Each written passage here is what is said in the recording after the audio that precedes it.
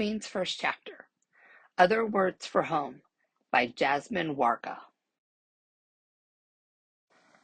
Jude never thought she'd be leaving her beloved older brother and father behind, all the way across the ocean in Syria.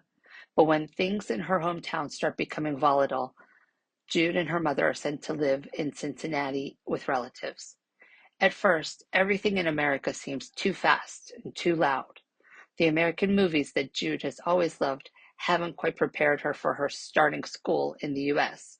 and her new label of Middle Eastern, an identity she's never known before. But this life also brings unexpected surprises. There are new friends, a whole new family, and a school musical that Jude might just try out for. Maybe America, too, is a place where Jude can be seen as she really is. This lyrical, life-affirming story is about losing and finding home, and most importantly, finding yourself. 1. It is almost summer and everywhere smells like fish, except for right down by the sea, where if you hold your nose just right, you can smell the sprawling jasmine and the salt water instead. In the summer, I always hold my nose to avoid the stench of fish and tourists that smell like hairspray and money and French perfume. The tourists come from Damascus and Aleppo, sometimes even Beirut and Amman. Once, I met a man all the way from Doha. I asked him about the big skyscrapers that I have heard reach all the way up to the heavens, but Baba hushed me quiet before the man could answer me. Baba does not like for me to talk to tourists, strangers, men. He does not want me to talk to anyone that I do not know. And even people that I do know, he always says, Jude Sketty.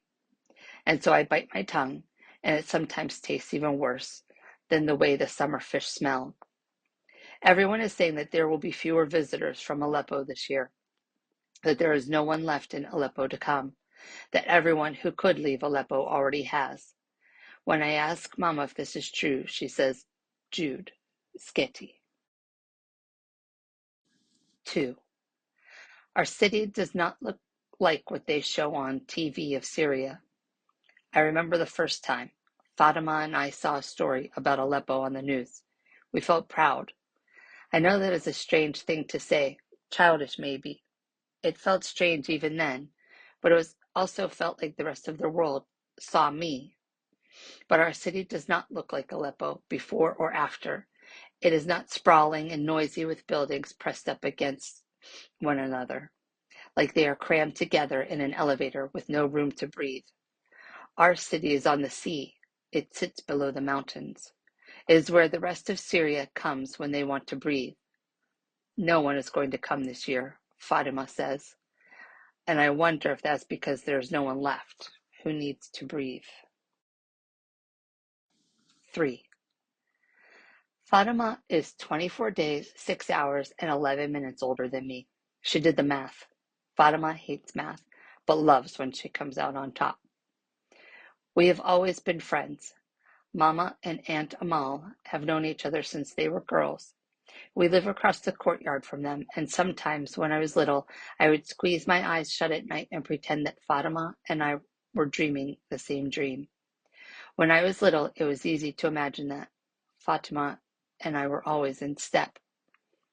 4 feet point in the same direction.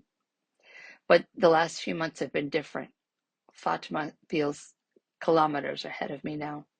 Her dark curls aren't on display anymore, tumbling to her shoulders in unruly waves that remind me of laughter. Her head is wrapped in silk scarves that are bright and colored like jewels. She is one of the first girls in our grave to cover. She has bled between her legs.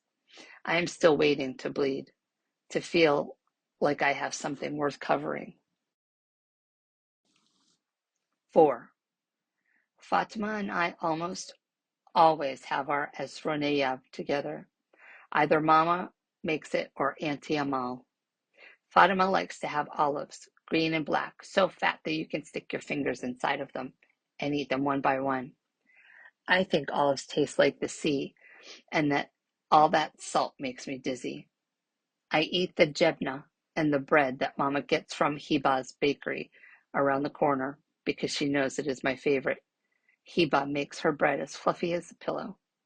I eat so much of it that Mama always has to remind me that Azranea is supposed to help me last until dinner, but is not dinner.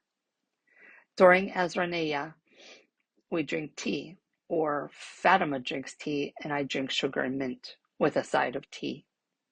We watch old American movies that we bought with our Eid and birthday money. We watch Julia Roberts fall in love, and we watch Sandra Bullock track down criminals, and we watch Reese Witherspoon go to law school. Fatima and I both want to be movie stars. Fatima also wants to be a doctor, but I only want to be a movie star. The wanting pulses so hard in my chest that it sometimes hurts. My older brother Isa used to watch the movies with us. He would sometimes even act them out with us, standing up on the couch, imitating Reese's way of speaking English, all slow and sugary.